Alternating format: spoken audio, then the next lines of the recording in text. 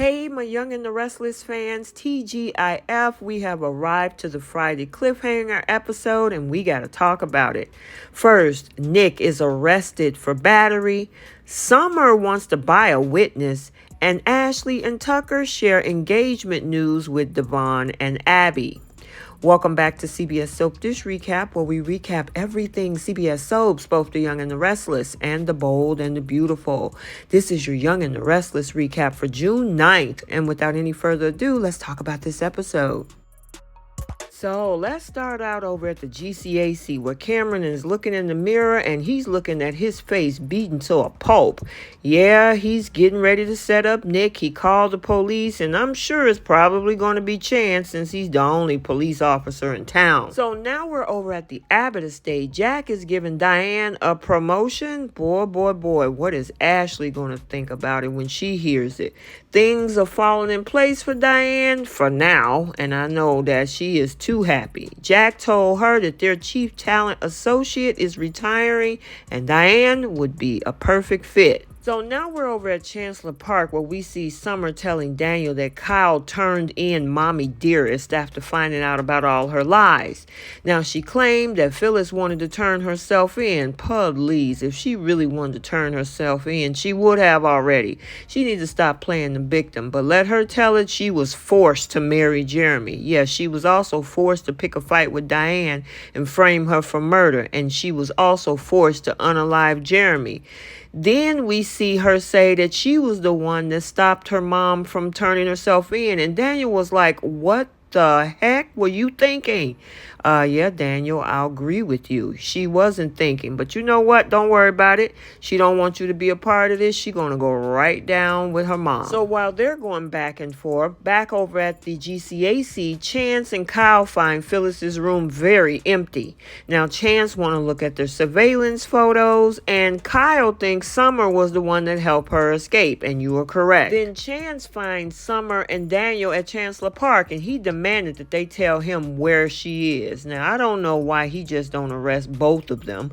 Summer claims not to know. Now, Chance is mad because he and Summer agreed to help each other. Summer said the law can't help her or her mom now. And Supergirl, that hole is getting deeper and deeper, and he threatened to arrest her. She told him, do what you gotta do. She is so smug. I don't even know why he's letting her get away with talking to him like that. He can at least follow her move, but I bet you $5 he arrests Nick, but then he lets her walk off. Chance stormed off, and I'm telling you, this is so crazy. Daniel came back, and Summer wants to pay somebody to say that Phyllis unalived Jeremy in self-defense. Summer, you can forget about that job working at Marchetti. Speaking of, who is actually running the place right now? Kyle and Summer look like they haven't been there in weeks, but Summer needs to start working for somebody else, like maybe the mob or something. Talking about paying somebody off to falsely testify that Phyllis unalived Jeremy in self-defense. I mean, that's pretty crazy to have to pay somebody for that when that's exactly what happened. I mean, Phyllis screwed that up like she's done everything else so far. So now over at the Abbott estate, Kyle came back home hotter than fish grease, and Jack wanted to know what was wrong with him. Now he told Jack and Diane about Phyllis hiding out at the GCAC and that Summer knew for weeks. Boy, her goose is cooked over at the Abbott estate. Now, Jack wanted to call the police, but Kyle told him, you know what, Chance is already on it, which I don't know if it's saying much by saying that. Now, Jack and Diane cannot believe that Summer has known this for a while. Diane said that, you know what, hey, she had no choice but to protect her evil mom. They really trying to clean up this Diane character. Now, she called Summer a victim and said Phyllis is the one to blame. Diane, just chill out. Kyle obviously is pissed, and it don't look like this is helping anything, even though Diane is trying to save her son's marriage. Kyle, yeah, he wants to file for a divorce, it looks like, and Kyle is not too sure that he can even get past this. And I say, good, keep that feeling, Kyle. So now we're over at Devon's penthouse where Abby and Devon discuss how they are baffled of the fact that Tucker listens to every concert that Dom is in. And in the meantime, we have Ashley and Tucker sitting back trying to have a conversation. Of course, Diane is the topic.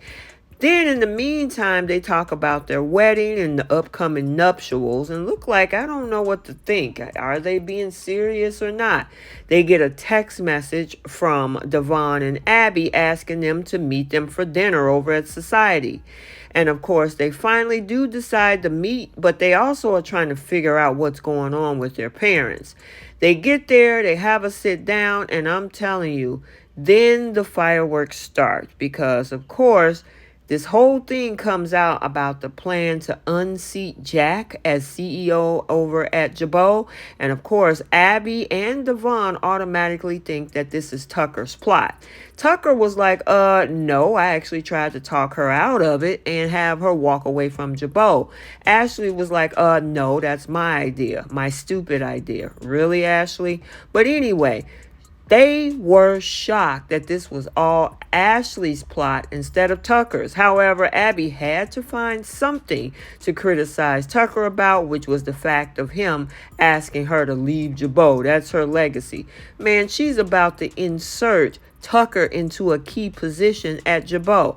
This whole thing is a hot mess. However, they're kissing and hugging all over each other, and Abby and Devon don't know what to think. But it looked like they apologized for assuming that this was Tucker's idea. And of course, Ashley and Abby will talk about it later. And finally, we're over at Crimson Lights where we see Nick the Simp trying to take care of the place. Nikki comes in and he's just snapping at her. She's just trying to check in on him. Maybe if y'all had stayed at the main house, probably some of this stuff wouldn't have happened.